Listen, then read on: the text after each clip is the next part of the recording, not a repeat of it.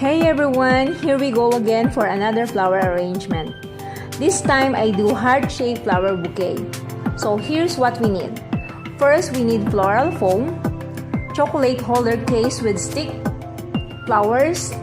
This time I choose red roses, chocolates of course, ribbon, and for filler flower I choose white aster and yellow estelle. So let's start.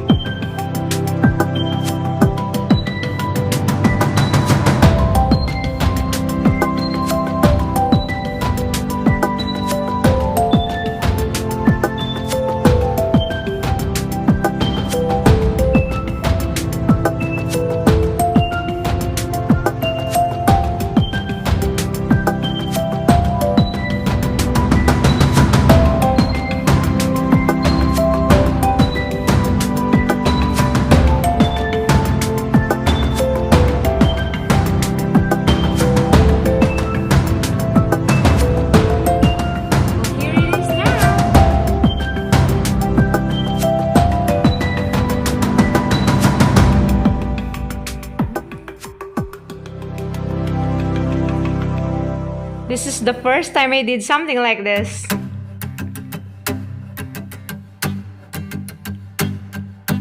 I love it.